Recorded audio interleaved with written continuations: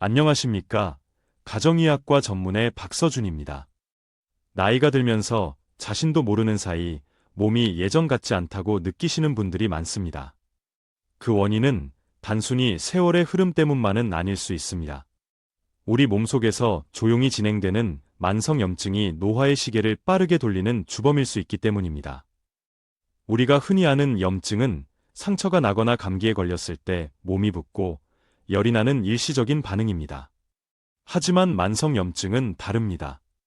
눈에 보이지 않게 오랜 기간에 걸쳐 몸속에서 마치 꺼지지 않는 불씨처럼 남아 세포와 조직을 손상시킵니다. 이 과정이 반복되면 주름, 기미, 관절 통증은 물론 인지 기능 저하와 같은 본격적인 노화 현상으로 이어지게 됩니다. 그리고 이 만성염증을 부추기는 가장 큰 원인 중 하나가 바로 우리가 매일 먹는 음식입니다.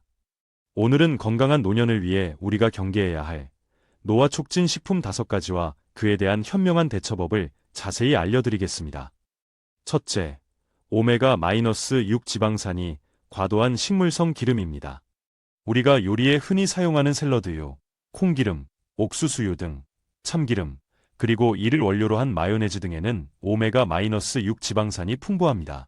오메가-6는 세포막 유지에 필수적인 성분이지만 문제는 균형입니다. 현대인의 식단은 염증을 억제하는 오메가-3 지방산과의 섭취 비율이 심각하게 무너져 있습니다. 이상적인 비율은 1에 가깝지만 현재는 1시 20분에 육박하는 경우도 많습니다. 이러한 불균형은 몸을 만성적인 염증 상태로 만들어 심장질환, 당뇨병, 관절염의 위험을 높일 뿐만 아니라 피부 노화를 촉진해 주름과 탄력 저하의 직접적인 원인이 됩니다. 해결책, 지금 사용하시는 기름의 종류부터 점검해 보십시오. 오메가-6 계열 기름의 사용을 줄이고 대신 염증 완화에 효과적인 오메가-3가 풍부한 올리브유, 들기름, 아마씨유 등으로 대체하는 것이 좋습니다. 둘째, 정제된 탄수화물의 대표주자, 밀가루입니다. 빵, 파스타, 국수 등 밀가루 음식은 우리 식문화에 깊숙이 자리 잡고 있습니다.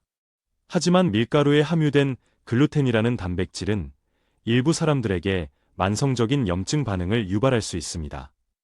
특히 최근에는 글루텐에 민감한 체질을 가진 분들이 늘고 있습니다. 한 연구에 따르면 글루텐은 장 점막에 영향을 주어 장벽 기능을 약화시키는 장누수 증후군을 일으킬 수 있습니다. 이로 인해 소화되지 않은 음식물이나 독소가 혈액으로 유입되어 전신에 염증을 퍼뜨리고 이는 피부 트러블, 만성 피로, 그리고 노화 촉진의 원인이 될 수 있습니다.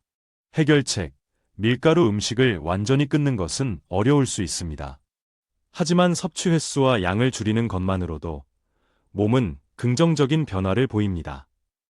빵이나 면 대신 쌀이나 메밀로 만든 제품을 선택하고 밀가루 음식을 드실 때는 채소나 발효식품을 함께 섭취하여 장내 환경을 보호하는 것이 도움이 됩니다. 셋째, 최종 당화 산물 덩어리, 튀김 요리입니다.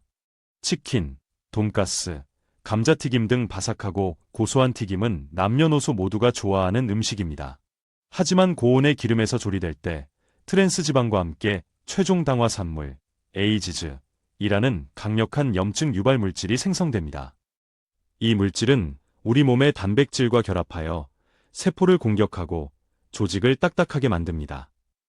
특히 피부의 콜라겐과 엘라스틴을 손상시켜 탄력을 떨어뜨리고 주름과 피부 처짐을 가속화합니다.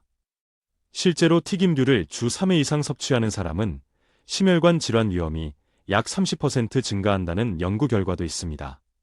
해결책, 튀김 섭취 빈도를 주 1회 이하로 제한하고 조리법을 바꾸는 것이 현명합니다.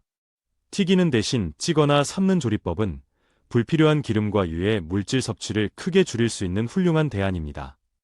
넷째, 간과장을 공격하는 과도한 알코올입니다. 적당량의 음주는 스트레스 해소에 도움이 되기도 합니다. 하지만 과도한 음주는 간에서 아세트알데히드라는 독성 물질을 생성하여 직접적인 염증을 유발합니다. 또한 장내 유익균과 유해균의 균형을 무너뜨려 장 건강을 해치고 이는 전신 염증으로 이어져 피부 문제, 피로감, 면역력 저하를 초래합니다. 해결책, 술을 즐기시는 분들께 금주를 권하는 것은 현실적으로 어려울 수 있습니다. 저 또한 그 어려움을 잘 알고 있습니다. 중요한 것은 조절입니다. 매일 마시는 습관이 있다면 일주일에 며칠은 휴관일을 두어 간 과장이 쉴 시간을 주십시오. 또한 당분이 많은 맥주나 칵테일보다는 항산화 성분인 폴리페놀이 풍부한 레드와인을 소량 섭취하는 것이 상대적으로 나은 선택입니다. 마지막으로 각종 첨가물이 포함된 가공육입니다. 햄, 소시지, 베이컨 같은 가공육은 편리하고 맛도 좋지만 장기 보관을 위해 사용되는 아질산 나트륨과 같은 보존료 및 첨가물이 우리 몸에서 염증 반응을 일으키는 원인이 됩니다. 세계보건기구가 가공육을 1군 발암물질로 분류한 것은 이러한 위험성 때문입니다. 한 연구에서는 가공육 섭취가 대장암 발병 위험을 약 18% 높인다고 보고하기도 했습니다. 해결책: 가공육은 가급적 식단에서 제외하는 것이 가장 좋습니다. 대신 신선한 육류나 생선, 콩류를 통해 단백질을 섭취하는 습관을 들이십시오. 불가피하게 섭취할 때는 첨가물이 없는 제품을 신중하게 고르고 반드시 충분한 양의 채소와 함께 드시는 것이 바람직합니다. 오늘 말씀드린 5가지 식품은 우리 주변에서 너무나 쉽게 접할 수 있는 것들입니다.